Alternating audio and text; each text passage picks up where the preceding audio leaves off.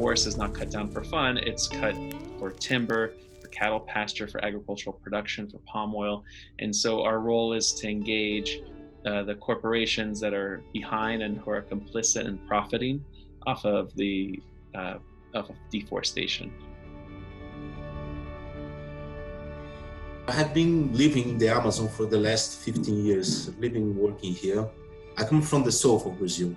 And I remember that when I traveled to my grandparents' house, it's a 8 hours road trip. And for the first 4 hours, it's completely forest. And I saw how this forest become smaller, and be changed by soy fields and cattle ranches. And this, for me, since that time was wrong. Around the world come to see this place that is perfect, and this say change me.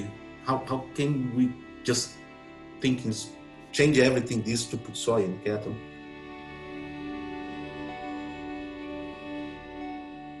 There are many different pressures on land around the world, and it's going to be different according to the location.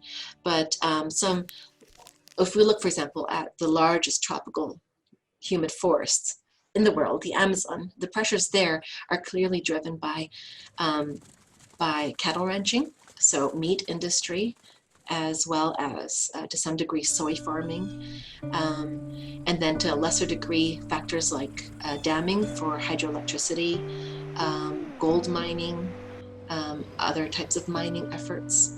And then you have people who are also engaging in smaller scale agriculture all throughout the Amazon, opening up new territory. But meat is a major driver.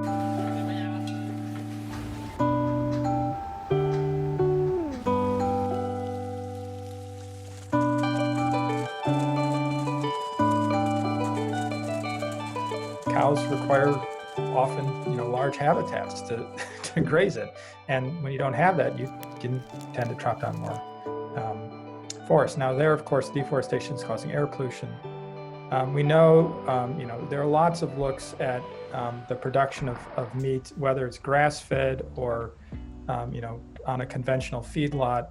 On a per weight basis, and this is an important distinction, it's at least a couple, 100 times more carbon intensive, meaning there's more greenhouse gases in every kilogram of meat than pretty much any plant food and a lot of other meats, actually, especially like fish, seafood. And so from a sustainability standpoint, just on the carbon piece, forget about the water, which is also hugely disparate with beef. It's hard to justify beef consumption.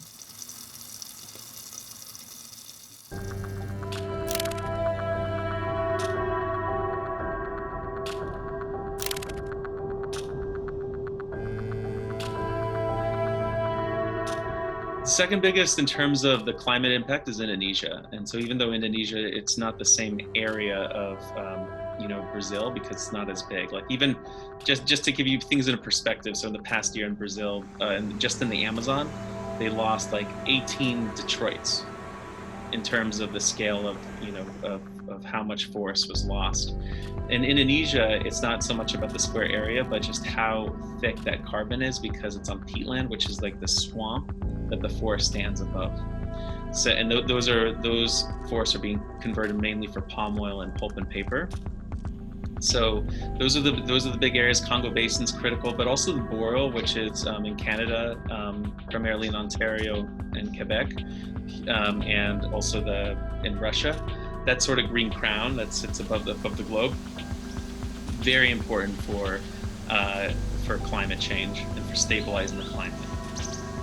I've been working in climate change and disease questions for decades, and it's true that most climate change researchers don't think about the link to disease as much. I think we're thinking about it more and more now, and there's certainly people that have thought about it, but it's not most people think about climate change and what it's going to do to the environment and agriculture and living conditions, and they don't think about climate change with respect to how it's going to affect disease transmission.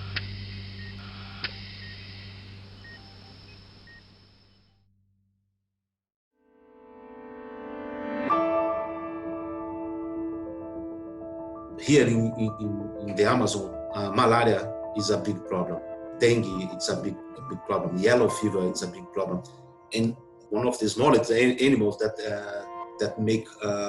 push this disease inside the cities, it's showing for several scientific studies, showing that the place that you have more deforestation, you have the incidence of malaria much higher, of yellow fever much higher.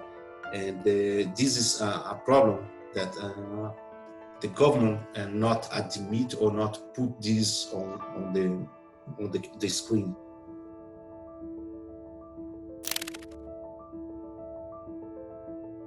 There have been scientists ringing the alarm bell, and one thing that's just like zoonotic diseases and climate change is that there's a great cost of inaction. So there's another study that came out looking at how much it would have cost to end wildlife trade and end deforestation versus the trillions of dollars that the global economy is losing right now as a result.